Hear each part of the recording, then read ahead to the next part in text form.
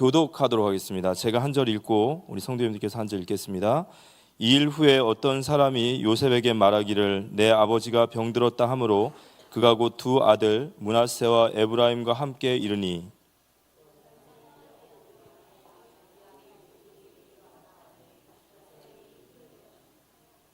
요셉에게 이르되 이전에 가나안 땅 루스에서 전능하신 하나님이 내게 나타나사 복을 주시며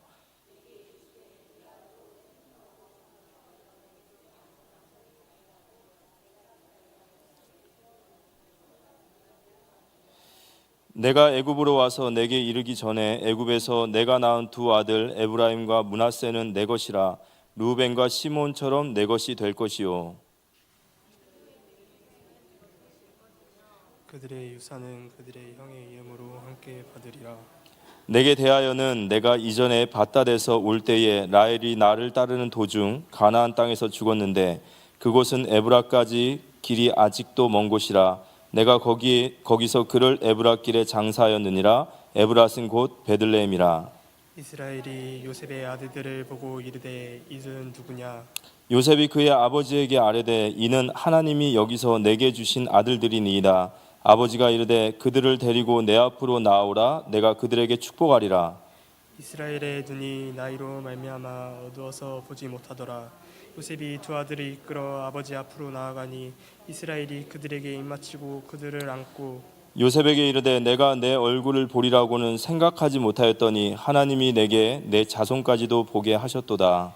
요셉이 아버지의 무릎 사이에서 두 아들을 물러나게 하고 땅에 엎드려 절하고 오른손으로는 에브라임을 이스라엘의 왼손을 향하게 하고 왼손으로는 므낫세를 이스라엘의 오른손을 향하게 하여 이끌어 그에게 가까이 나아가매 이스라엘이 오른손을 펴서 차나암 에브라임의 머리에 얹고 왼손을 펴서 므낫세의 머리에 얹으니 므낫세는 장자라도 팔을 엇바꾸어 얹었더라. 그가 요셉을 위하여 축복하여 이르되 내 조부 아브라함과 아버지 이삭이 섬기던 하나님 나의 출생으로부터 지금까지 나를 기르신 하나님 나를 모든 환난에서 건지신 여호와의 사자께서 이 아이들에게 복을 주시오며 칭하게 하시오며 이들이 세상에서 번식되게 하시기를 원하나이다. 요셉이 그 아버지가 오른손을 에브라임의 머리에 얹은 것을 보고 기뻐하지 아니하여 아버지의 손을 들어 에브라임의 머리에서 므낫세의 머리로 옮기고자 하여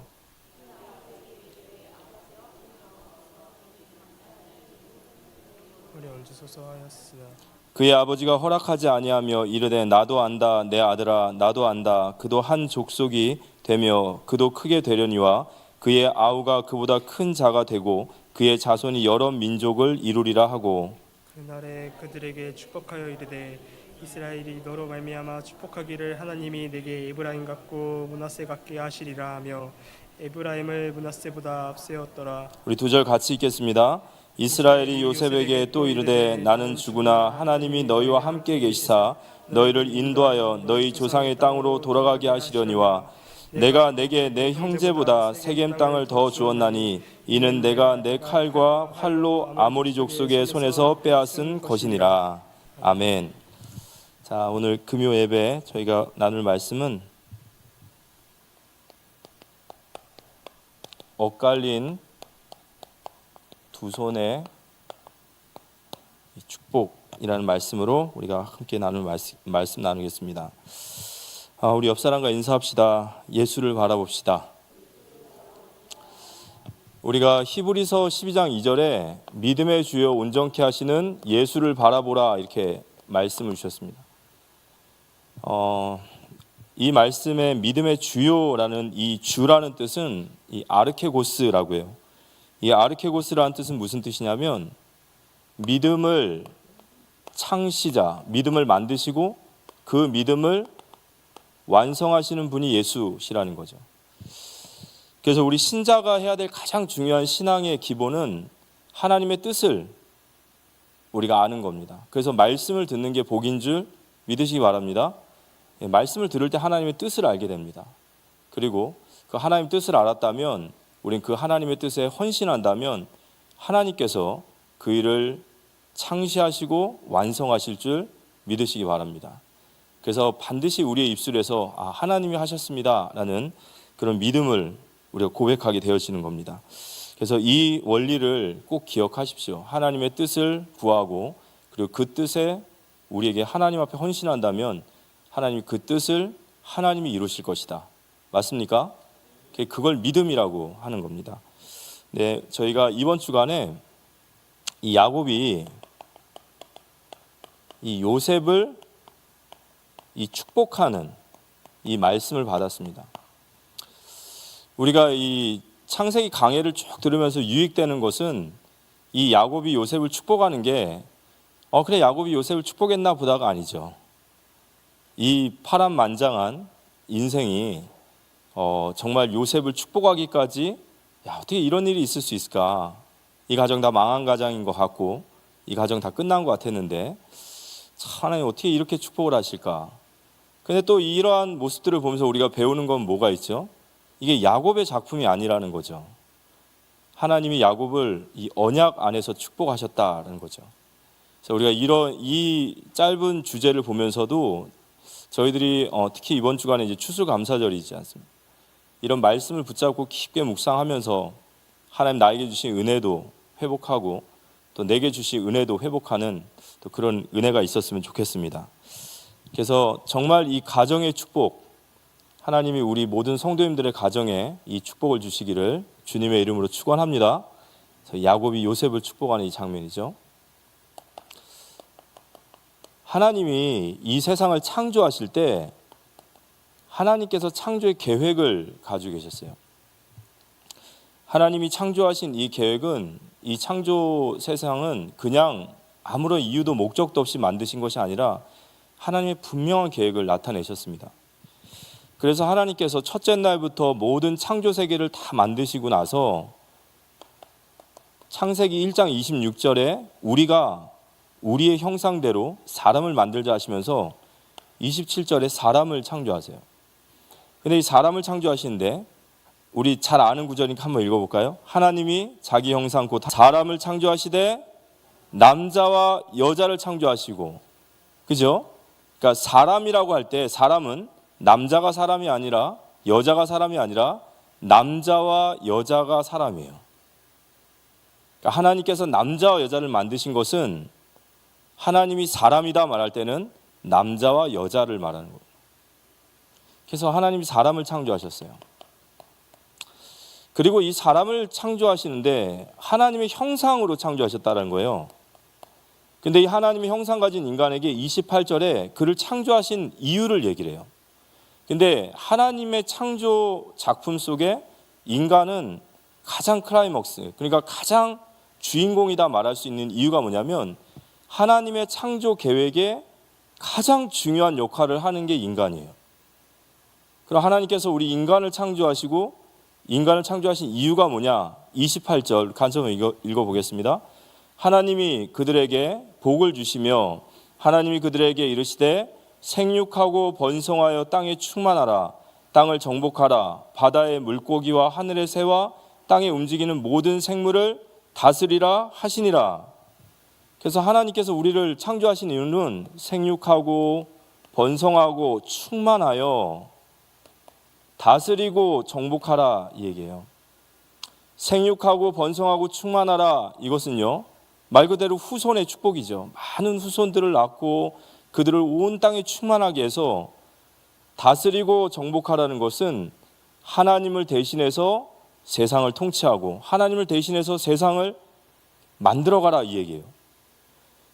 그래서 하나님이 만드신 창조물을 가지고 인간에게 주신 형상인 지정의를 가지고 이걸 잘 만들어서 문화를 만드는, 하나님이 기뻐하시는 문화를 만드는, 이게 바로 하나님이 인간을 창조하신 이유인 거죠. 그래서 이 얘기가 너무 또 다른 데로 가면 안 되니까, 하지만 결혼이라는 것이, 출산이라는 것이 우리의 기호의 문제가 아니라 우리 신자의 순종의 문제인 거예요. 이해하십니까? 하나님이 우리를 창조하신 창조 목적에 순종할 것이냐, 아니면 세상이 가르치는 목적이 뭐죠? 야, 니들 결혼 안 한 이유, 아이 안 낳은 이유는 딱 하나예요. 나 편하게 살려고. 그죠? 나 거기 헌신하기 싫은 거예요. 세상은 다 그렇게 갑니다. 하지만 우리는 세상이 아무리 그런 얘기를 할지라도 하나님의 말씀과 나를 향한 계획이 생육하고 번성하고 충만하려면 뭘 해야 될까요? 결혼을 해야 되고 아이를 낳아야 되고 아이들이 온 땅에 충만해져야 되는 거예요. 그래서 하나님께서 이 창조의 계획 속에 사람을 세우신 거예요. 그걸 보고 뭐라고 하냐? 가정이라고 합니다. 창세기 1장 28절을 이룰 수 있는 유일한 기관은, 그러니까 성경에서 말하는 유일한 기관은 가정밖에 없어요. 가정 안에서 언약의 후손을 낳아서 번성하고 충만하게, 온 땅에 충만하게 만드시는 거예요. 그래서 그들로 하여금 하나님의 영광을 돌리고 그들에게 주신 각자의 기능과 지혜와 이 영성을 가지고 하나님 기뻐하시는 문화를 만들어내는, 이게 바로 하나님이 우리 가정을 향한 궁극적인 목적인 거예요. 그래서 창세기 2장 14절에서 17절에 보면 하나님께서 돕는 배필을 만드시고, 그리고 이 2장 4절에서 17절까지 보면 하나님이 에덴을 만드셔요. 에덴이라고 하는 하나님이 만드신 세상을 만드시고 이곳에 하나님이 사람을 두세요. 남자와 여자인 사람을 두시고 그들에게 하나님은 경작하게 하셨다라는 말이 있어요. 이 경작이라는 단어가 아바드라는 단어인데, 이 아바드라는 단어가 예배라는 뜻도 있어요. 하지만 아바드라는 말은 하나님을 섬기는 것, 곧 하나님이 만드신 이 에덴이라는 동산을 인간에게 맡기셔서 이 에덴을 잘 경작하고 만들어서 하나님 기뻐하시는 문화를 만드는 게, 그게 하나님의 가정을 향한 축복입니다. 그래서 이 에덴의 강이 흘러서, 여기 창세기 2장 10절에 보면 강이 에덴에서 흘러나와 동산을 적시고 거기서부터 갈라져 내 근원이 되었으니, 그래서 내 근원이 되어서 이 강줄기가 내 강으로 흘러서 온 땅으로 퍼져나가는 이 말씀이죠. 하나님이 가정을 만드시고 그곳에 언약의 후손들, 여러분에게 저희에게 주신 후손들을 언약 안에서, 하나님을 사랑하고 경외하는 언약 안에서 아이들을 키워내서 그들이 온 땅으로 흩어질 때 하나님의 영광이 드러나는, 에덴의 경작지에 아담과 하와를 두시고 그게 그 에덴의 강의 근원이 온 땅으로 흘러나가는 이 모습이 바로 하나의 우리 가정을 향한 바로 우리의 모습인 줄 믿으시기 바랍니다. 이게 하나님의 뜻인 거예요. 그런데 이 가정이 무너진 거죠. 창세기 3장의 죄로 말미암아 이 가정이 무너진 거예요. 그래서 하나님께서 하나님의 창조 계획을 회복하시기 위한 하나님의 방법이 구원이라고 합니다. 그래서 이 구원을 뭐라고 하냐면 또 다른 말로 재창조라고 얘기해요. 리크레이션, 그래서 재창조. 무슨 말일까요? 로마서 8장 29절에 하나님이 우리를 택하시고 우리를 구원하신 이유를 말씀하세요. 하나님 우리를 왜 구원하셨을까요? 한번 읽어볼까요? 같이 읽어보겠습니다. 하나님이 미리 아신 자들을 또한 그 아들의 형상을 본받게 하기 위하여 미리 정하셨으니 이는 그로 많은 형제 중에서 맏아들이 되게 하려 하심이라. 하나님이 우리를 택하신 것은, 우리를 구원하신 이유는 아들의 형상을 본받기 위하여. 아들의 형상은 누구시죠? 하나님의 형상이에요. 예수 그리스도는 하나님의 형상이세요. 우리를 구원하신 것은, 구원이란 여러분 이런 거예요. 예수 믿고 천국 간다, 이게 구원이 아니에요. 아니 목사님, 예수 믿고 천국 가는 거 외에 구원이 뭐가 있습니까? 정확히 성경적인 구원은 예수 믿고 천국 가는 것이 아니라 아들의 형상을 회복하는 것이 구원이에요. 하나님이 우리를 하나님의 형상으로 창조하셨고 남자와 여자로 창조하셔서 이러한 하나님의 계획을 가지고 창조하셨는데 죄로 말미암아 다 무너진 거예요. 그런데 구원이란 뭐냐? 우리를 하나님과의 관계를 회복시키시고 다시 하나님의 형상을 회복시키셔서 이 땅에 하나님의 나라가 충만하게 임하도록, 이게 바로 구원의 역사인 줄 믿으시기 바랍니다. 그래서 우리는 이 구원을 이루어가라, 또 이 구원을 완성해가라는 말은 무슨 말이냐? 하나님의 형상을 회복해가는 과정이 바로 구원의 여정인 거죠. 그래서 하나님은 우리 개인이 하나님 앞에서 회복되기 원하시는 거예요. 우리가 이러한 눈이 열려야지만이 내가 결혼을 하는 이유도 알고 내가 자녀를 낳는 이유도 알고 내 가정을 어떻게 앞으로 세워가야 될 이유도 나오는 거예요. 그러한 속에서 가정이 만들어지고 그러한 속에서 후대가 세워지고 그러한 속에서 이 세상을 살리는 하나님의 이 모든 것을 보고 구원이다라고 하는 겁니다. 이게 바로 저와 여러분들을 향한 하나님의 계획이신 줄 붙잡으시기 바랍니다. 이게 하나님의 뜻인 거예요. 하나님이 나에게 구원을 부어주신 것은 바로 내가 이런 하나님의 형상을 회복하기 위함이고 나를 통하여 우리의 가정과 우리 후손들이 하나님의 형상인 창조의 목적을 회복하기 위해서 나를 부르셨구나. 맞습니까? 자, 주님의 뜻을 알았으면 그 다음 뭐 하면 된다고요? 그 뜻에 헌신하면 되는 거예요. 그럼 하나님이 그러한 가정으로 회복시켜 나가실 줄 믿으시기 바랍니다. 그래서 교회를 세운 좁은 의미의 궁극적 목적은 가정 회복이에요. 왜냐, 하나님의 뜻은 창세기 1장 28절이기 때문에 결국 우리 교회가 우리의 사역이 해야 될 역사는 뭐냐? 하나님이 개인과 가정을 회복시키셔서 하나님이 하시고자 하시는 이 창조의 계획을 완성하심을 믿으시고 이 일에 헌신한다면 우리는 하나님의 계획 속에 있음을 믿으시기 바랍니다. 그럴 때 하나님이 도와주시는 거예요. 하나님이 일을 이루시는 거죠.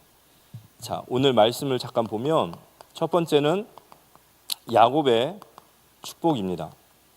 오늘 창세기 48장 1절의 말씀 보면 2일 후에라는 말씀이 있어요. 2일 후에. 2일 후에 어떤 사람이 요셉에게 말하기를 내 아버지가 병들었다 하므로 그가 곧 두 아들 므낫세와 에브라임과 함께 이르니 어떤 사람이 야곱에게 말하되 내 아들 요셉이 내게 왔다 하매 이스라엘이 힘을 내어 침상에 앉아. 이게 2일 후에라고 그랬습니다. 이스라엘. 우리가 창세기 이제 45장부터 보면은 야곱이 이제 요셉을 만나는 과정이 나오고 그런 후에 많은 일들이 일어났습니다. 요셉과 상봉을 하고 또 야곱의 가족들이 애굽으로 와서 바로에게 이렇게 막 축복을 하는 참 이스라엘의 모습도 보여주시고 이제 이런 많은 과정 후에 오늘 47장 마지막 절을 보면 이제 이스라엘이 죽을 때가 다 된 거예요.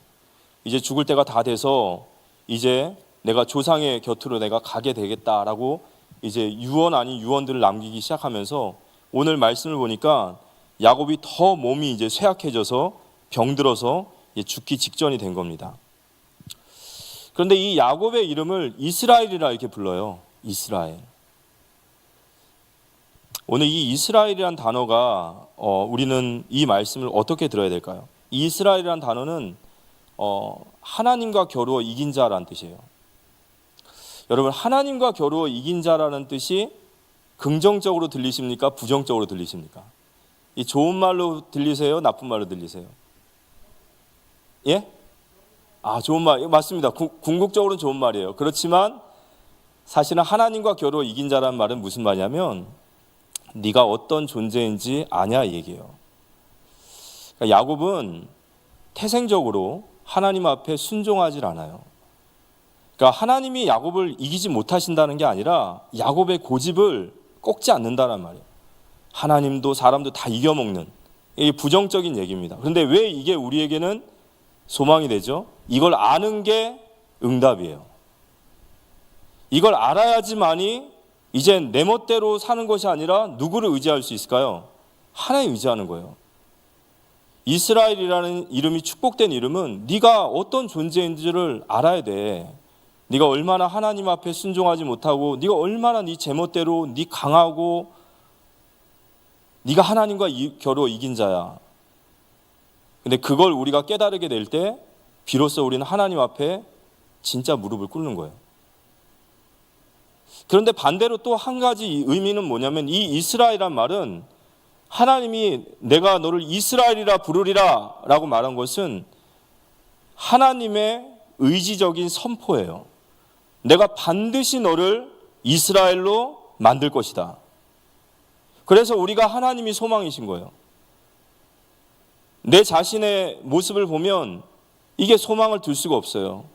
그냥 낙심할 수밖에 없어요. 그렇지만 우리가 또다시 얼굴 두껍게 일어날 수 있는 것, 또 하나님 앞에 아버지하고 나갈 수 있는 것은 이 하나님의 변하지 않는, 정말 우리가 방금 전에 아까 찬양했듯이 변치 않는 그 하나님이 우리를 이스라엘로 만드시겠다라는 약속을 우리는 반드시 붙잡아야 될 줄 믿으시기 바랍니다.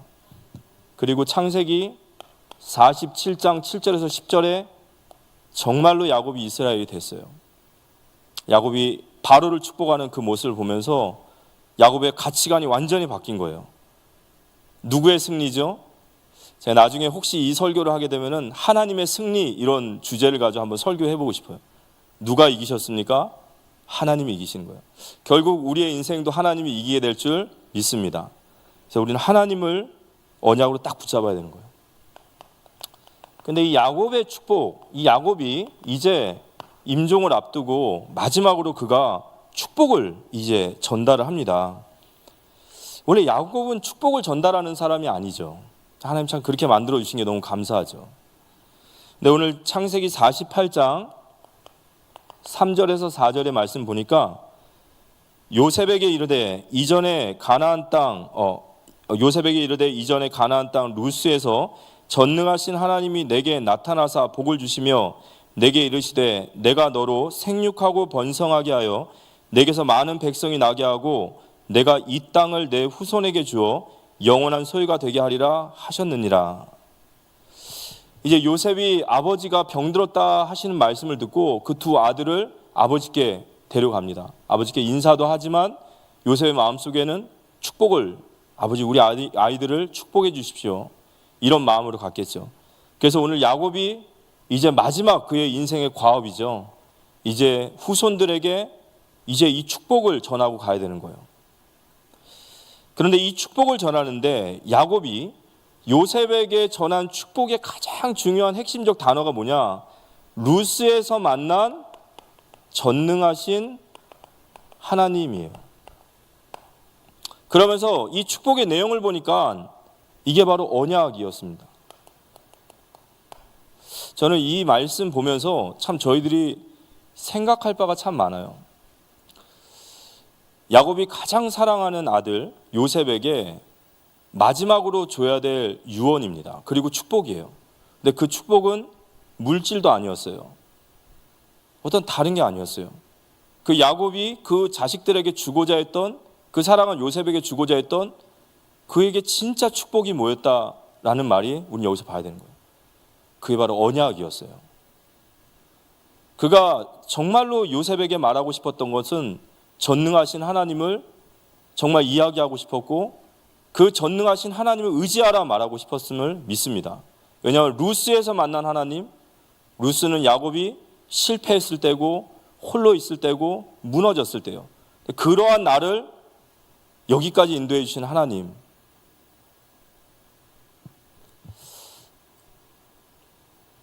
가장 큰 축복인 이 언약 전달, 이게 바로 야곱이 그 후손들에게 전하고자 하시는 그 축복인 줄 우리는 믿으시기 바랍니다. 우리가 이렇게 마음을 먹고 있다면 진짜 우린 축복된 자인 줄 믿습니다. 우리 마음속에 정말 우리 후대들에게, 내 자녀에게 내가 정말 내 인생을 바쳐서 줘야 될 그 축복이 있다면, 아파트도 물려주는 것도 중요하고 뭐 땅도 주면 좋고요, 다 좋죠. 그렇지만 야곱은 그걸 생각한 것이 아니라 루스에서 만난 전능하신 하나님을 그에게 말하고자 하는 거예요. 그 언약의 축복을 전달함을 우리가 보게 됩니다. 우리도 이런 축복받는 가정 되어지시기를 기도합니다. 그래서 우리 자신이 정말 이러한 생각들이 우리에게 정말 있어야 된다고 생각해요. 그래서 이 전능하신 하나님을 이 요셉에게 축복하고 그 요셉에게 이 전능하신 하나님을 그가 너에게 복을 주시기를 전달했던 거죠.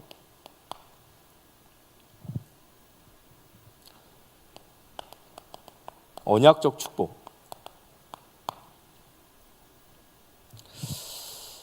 이 언약적 축복이라는 말, 이 야곱이 요셉에게 전달한 이 언약적 축복, 또 이 언약적 축복을 받은 야곱에 대한 이야기를 조금 우리가 묵상하면서 저는 이 말씀 보면서 이런 마음이 들어요. 어떤 마음이 드냐면 오늘 창세기 48장 이 이야기는 야곱이 요셉에게 축복을 하는 장면이에요. 어떤 가정에서 아버지가 자식에게 축복을 하는 그런 이야기입니다. 그런데 이 창세기 48장은 분명히 야곱의 가정에서 요셉에게 전하는 축복의 내용인데 이 48장의 가장 중요한 핵심은 이 48장에서 바로 이스라엘의 민족의 기초가 세워지는 거예요. 그러니까 저는 이 말씀을 묵상을 하면서 우리가 정말로 이 영안이 열려야 된다는 생각이 듭니다. 무슨 말이냐면 한 가정에 부모가 자식에게 전한 그 축복의 메시지가 아니라 이게 바로 하나님의 나라의 기초를 세우는 그 자리란 말이죠. 우리는 우리 인생을 해석할 수 있어야 된다 저는 생각합니다.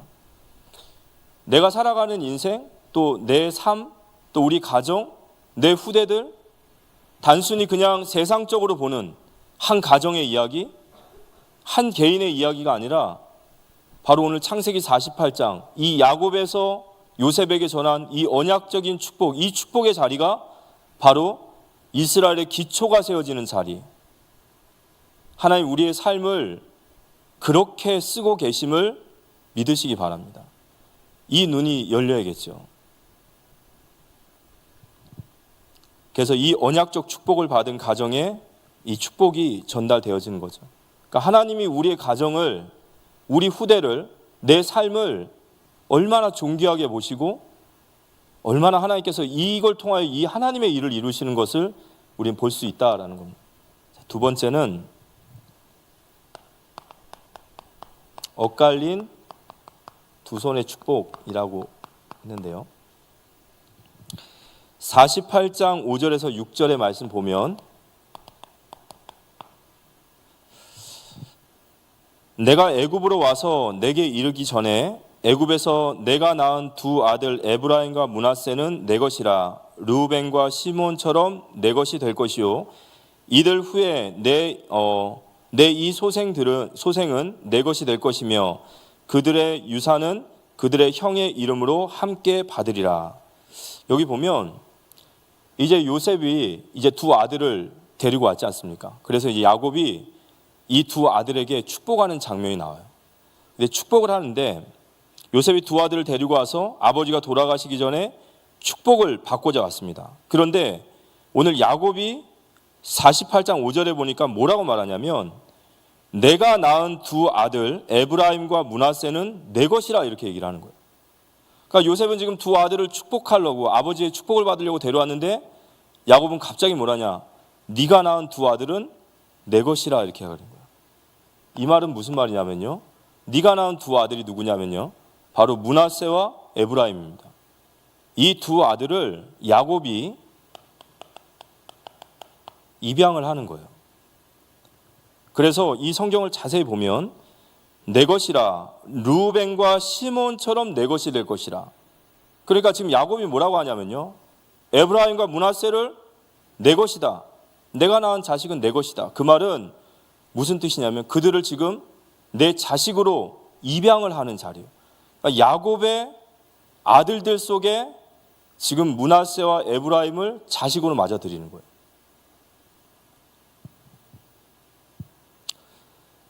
그래서 축복받으러 왔는데 오늘 야곱이 이런 정말 놀라운, 깜짝 놀랄 이야기 하는 거예요. 손자들을 내 아들로 삼겠다. 그러면 내 아들로 삼으면은 지금 누구와 같아지는 거죠? 요셉과 같아지는 거예요. 지금 왜 이런 일을 했을까라고 볼 때 오늘 이 이야기는 두 가지 의미가 있습니다. 첫 번째는 이 요셉의 아픔이 있어요. 이 요셉이 창세기 48장 8절에서 9절의 말씀을 보면 이제 야곱이 이들이 누구냐라고 이제 그들에게 축복을 하려고 할 때 얘기를 합니다. 이스라엘이 요셉의 아들들을 보고 이르되 이들은 누구냐? 요셉이 그의 아버지에게 아뢰되 이는 하나님이 여기서 내게 주신 아들들이니이다. 아버지가 이르되 그들을 데리고 내 앞으로 나오라. 내가 그들에게 축복하리라. 여기에 요셉의 깊은 마음의 아픔이 있어요. 하나님이 나에게 주신 내가 이곳에 낳은 아들입니다. 근데 이 므낫세와 에브라임은 어디에서 낳은 아들이냐면요, 바로 애굽 땅에서 낳은 아들이에요. 근데 이 애굽 땅에서 낳을 때 이 요셉의 부인이 누구냐면요, 바로 보디베라라고 하는 제사장의 딸 아스낫이라고 하는 이방 여인이었어요. 그러니까 요셉에게 있었던 마음의 아픔은 뭐냐면요, 이런 거예요. 우리 아이들이 이 므낫세와 에브라임이 태어나면서부터 애굽 땅에서 태어났고 그 어머니가 이방의 여인이다 보니까 그들의 정체성 자체가 늘 불안한 거예요. 이들이 애굽 땅에서 태어난 이방인으로 태어나서 하나님의 언약도, 하나님의 민족도, 또 내가 죽고 나면 유대인들은 특히 이런 이방인에 대한 얼마나 그게 강해요. 이 아이들에 대한 늘 무거운 마음이 있었던 거예요. 그런데 오늘 야곱이 뭐라고 얘기를 한 거죠? 그들은 내 것이라. 그러니까 요셉은 이 이야기를 들었을 때 너무너무 기쁘고 너무너무 놀라운 거예요. 우리가 그러면 이런 이야기를 보면서 뭘 느껴야 될까요? 하나님은 요셉의 깊은 마음의 아픔을 알고 계시는 거예요.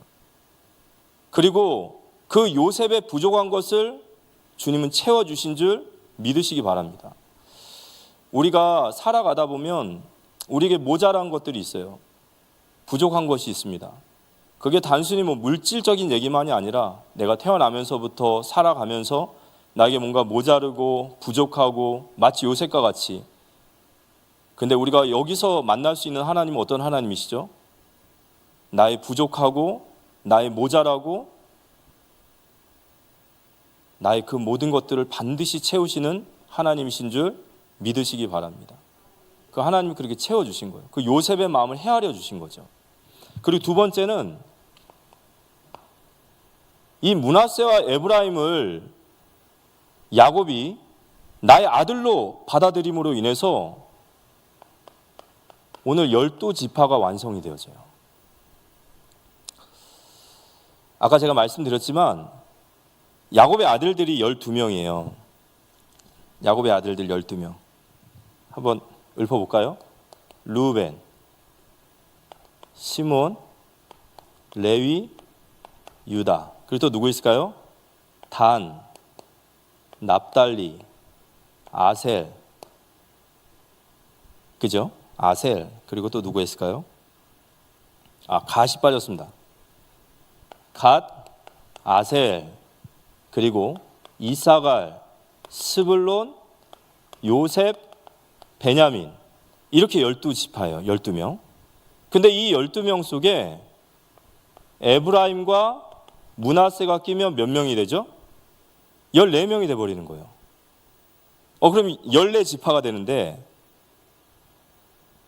성경에서 이 12라고 하는 숫자는 굉장히 중요한 의미가 있어요. 그래서 하나님이 이 12라는 숫자를 반드시 지킵니다. 이건 완전한 수고 충만한 수이기 때문에 훗날에 신약에 12 사도에 대한 이야기도 여기에 연결되는 거죠. 근데 하나님께서 이 에브라임과 므낫세를 덜컹 아들로 입양하면 14지파가 되면 어떻게 됩니까? 그래서 요셉은 이 족보에서 빠지게 되죠. 그럼 13명이에요. 근데 여기서 한 명이 더 빠지게 됩니다. 누가 빠지죠? 레위가 빠지게 돼요. 우리가 이제 성경을 이제 조금 읽어보신 분들은 알겠지만 출애굽기 13장에 보면 이 초태생 규례라는 게 나와요. 이 초태생 규례라는 것은 처음 난 것은 하나님의 것이다. 그래서 민수기 3장에 보면은 하나님께서 레위 지파를 장자의 몫으로 내 것이라 얘기했어요. 그리고 레위의 모든 분깃은 모든 자손들에게 주리라. 그래서 민수기 이후부터 보면은 레위 지파가 12지파 속에 들어가지 않습니다. 하나님께서 에브라임과 므낫세를 입양함으로 인해서 이스라엘의 기초가 완성이 되는 거예요.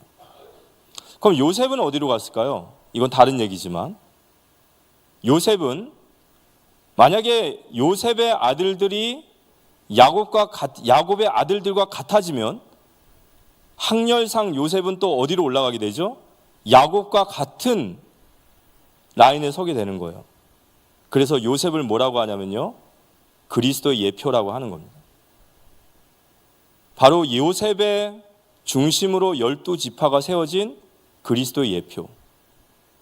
하나님께서 이 야곱이 에브라임과 므낫세를 자기의 자녀를 들이면서 12지파의 기초가 완성이 되어져요. 근데 이 부분이 왜 놀라운지 아십니까? 이 모든 일의 결정이 누구의 입으로 나왔다고요? 야곱의 입에 나오는 거예요. 야곱이 얼마나 하나님 앞에 지금 영적으로 깨어 있느냐를 봐야 돼요.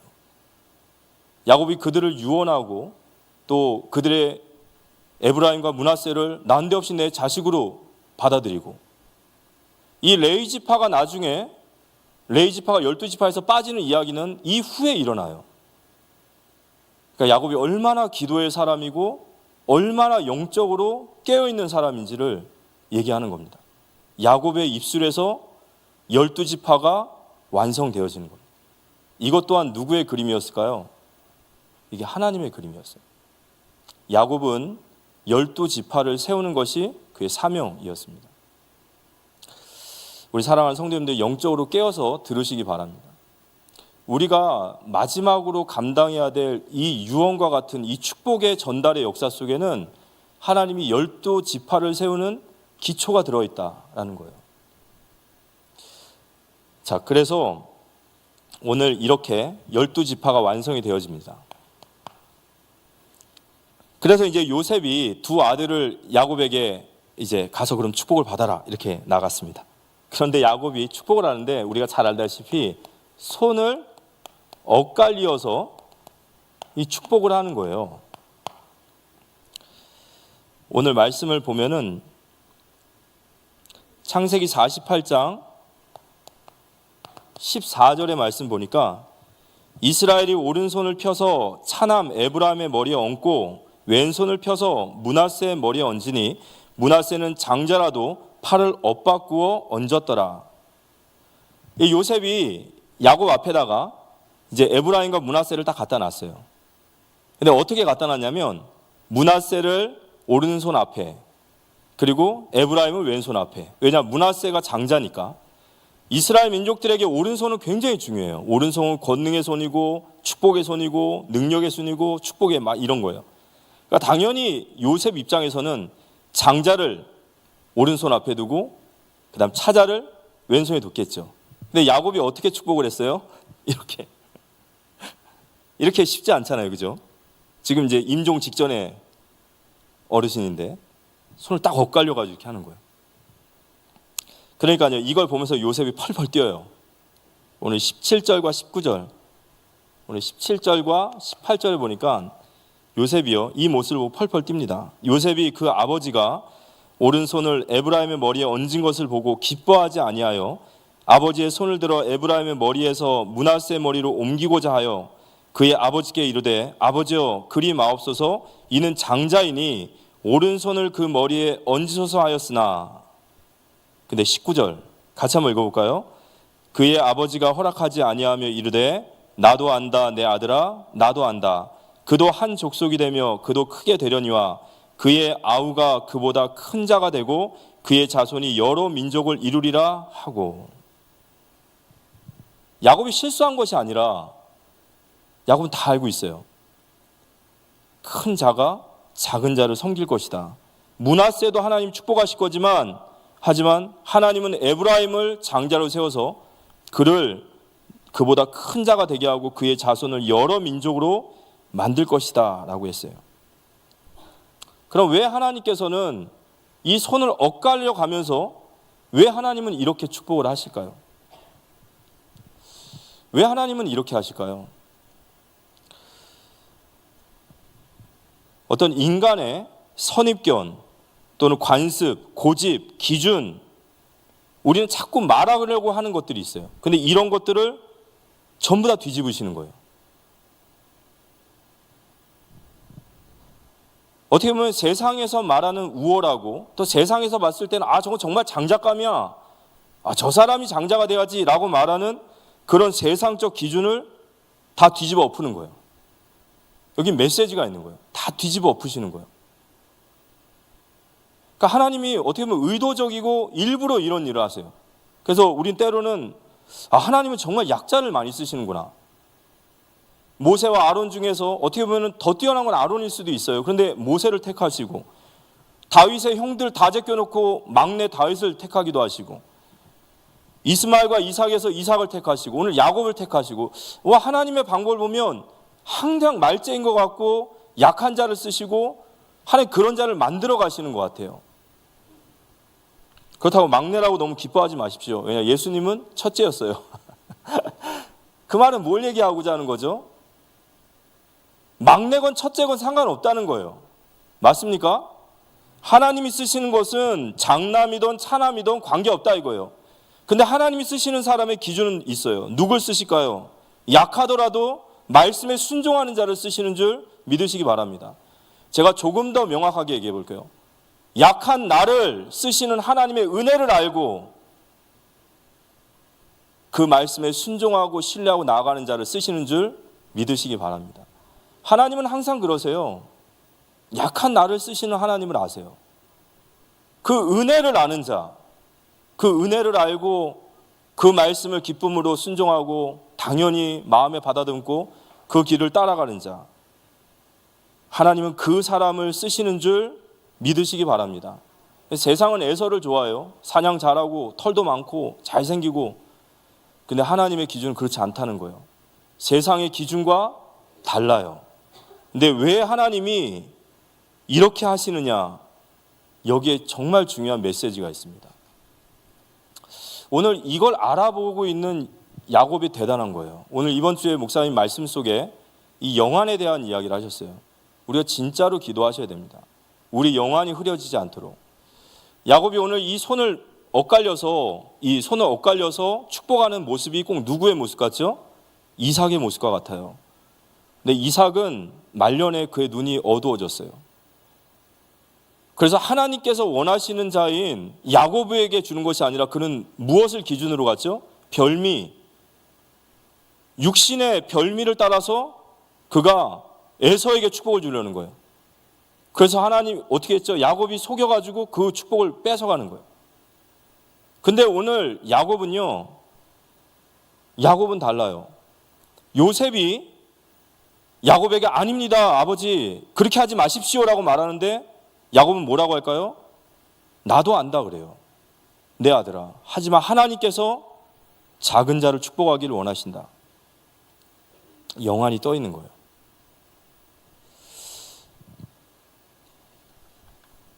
이삭이 왜 그렇게 영안이 어두워졌을까요? 물질에 많은 축복을 받으면 그래요. 그래서 우리는 끊임없이 하나님의 은혜를 간구하고 우리에게 정말로 그 물질이 아니라 하나님 아까 우리가 고백했듯이 그런데도 비롯해서 나를 쓰시는 그 하나님의 은혜를 놓치지 말고 우리는 끊임없이 주님 앞에 설 수만 있다면 그 재물 역시도 감당할 수 있는 은혜가 우리에게 임할 줄 믿습니다. 근데 이삭은 거기서 무너진 거예요. 야곱은 비록 젊은 시절에 많은 험악한 세월을 살았지만 그 험악한 세월이 야곱에게 이런 영안을 열게 된 겁니다. 그래서 우리가 영안이 열려 있을 수 있도록 기도하시기 바랍니다. 마지막으로 세 번째, 엇갈린 두 손의 축복인데요.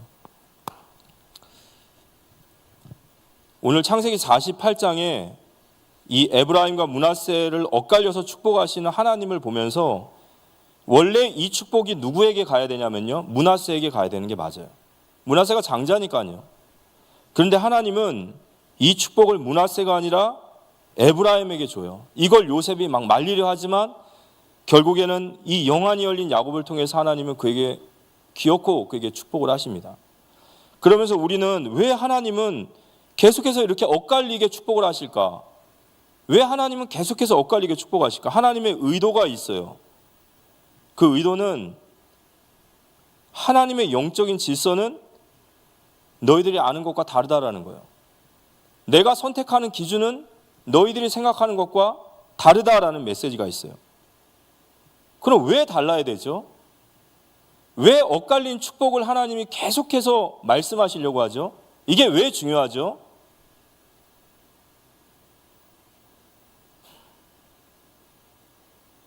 이 엇갈린 축복 때문에 우리가 구원받은 거예요. 이 엇갈린 축복 때문에 우리가 지금 이 예배 자리에 나와 있는 겁니다. 이 엇갈린 축복 때문에 우리가 하나님을 아버지라 부르고 있고 우리를 그리스도의 대사라 말하고 있고 이 언약의 축복의 통로라고 말하고 있는 거예요. 이 축복이 유대인에게 먼저 갔어야 되고요. 이 축복이 어쩌면 므낫세에게 가야 되는 거예요. 그런데 하나님은 그 축복을 엇갈려서 축복하셨단 말이에요. 왜 하나님께서 계속 그렇게 하셨을까라는 질문을 하고 그걸 묵상하는 가운데 그 엇갈린 축복이 아니었다면, 예수님이 십자가에서 그 엇갈린 축복을 우리에게 주지 않아야 하셨다면 우리는 이 자리에 있을 수 없음을 고백합니다.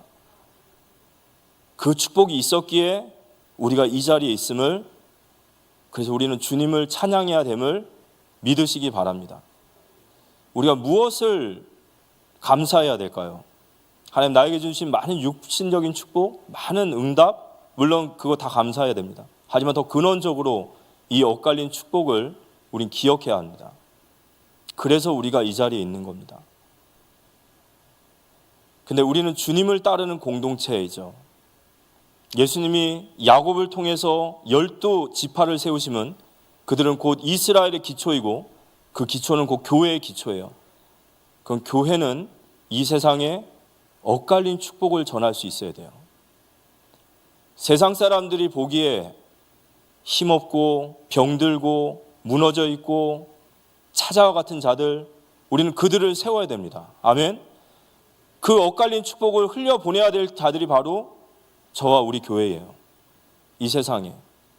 그래서 주님께서 마태복음 4장 15절 16절에 보면 회개하라 천국이 가까우느라 라는 이 메시지를 하기 전에 주님이 이 땅에 오시면서 선포하셨던 말씀이 있어요. 스불론 땅과 납달리 땅과 요단강 저편 해변길과 이방의 갈릴리여, 흑암에 앉은 백성이 큰 빛을 보았고 사망의 땅과 그늘에 앉은 자들에게 빛이 비추었느니라. 주님이 이 땅에 오신 이유는 이방의 땅 갈릴리를 향해서 그 땅은 흑암의 저주의 죽음에 앉아있는 그들에게 빛을 비추러 이 땅에 오셨음을 우리는 고백해야 합니다. 그래서 우리 역시도 이 땅에 야곱의 축복, 이 엇갈린 축복, 이 축복을 전하는 우리 모두가 되어지시기를 기도합니다. 우리 결론적으로 말씀 나누면서요,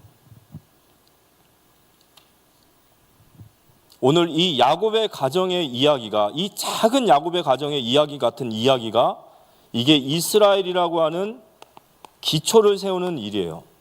우리는 이것을 착각으로 받으면 안 됩니다.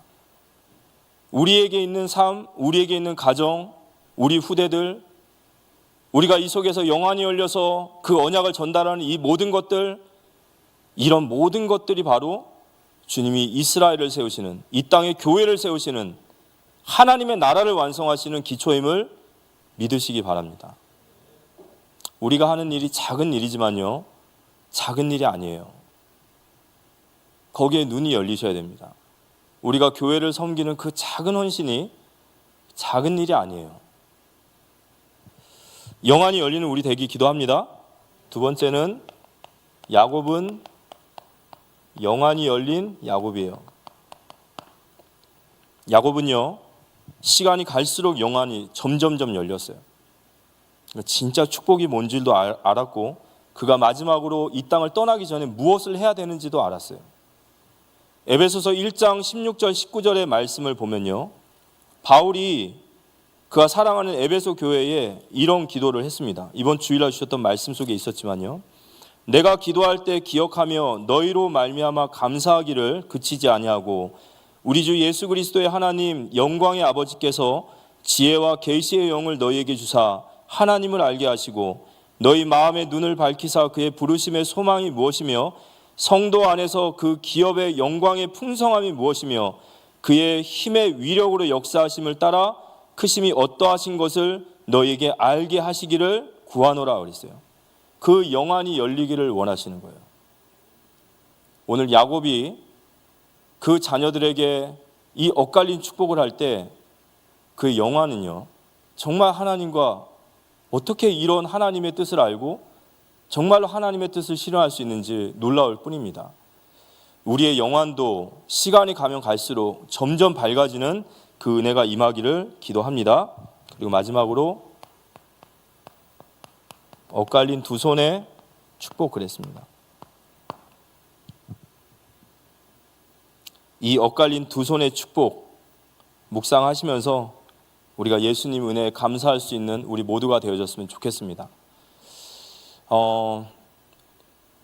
정말로 하나님 그런 나를 구원하시고 그런 나를 쓰시는 그 하나님, 그 예수님의 은혜, 그 은혜를 더 감사하고 감격하며 우리가 하나님을 위하여 더 힘있게 우리가 더 주님 사랑함으로 살아갈 수 있는 우리 모든 사랑의 교회 성도님들 되시기를 예수님의 이름으로 기도합니다. 우리 이 시간 찬양 드리신 후에 우리 같이 한번 기도하도록 하겠습니다. 우리 날 구원하신 주 감사, 우리 이 찬양 할 때에 다윗이 하나님 앞에 내게 주신 모든 은혜를 무엇으로 보답할까라는 이런 질문을 합니다. 그렇다면 오늘은 우리가 말씀 붙잡고 예수님의 이 엇갈린 두 손의 축복이 없었다면 내가 과연 이 자리에 있을 수 있을까? 내가 예배를 드릴 수 있는 자였을까? 내가 하나님의 아버지라 할 수 있는 그런 사람일 수 있는가? 그 축복이 없었다면 그 은혜를 더 감사하며 우리 역시도 이러한 축복을 전하는 전달자 될 수 있도록 기도하는 마음으로 같이 한번 찬양하도록 하겠습니다.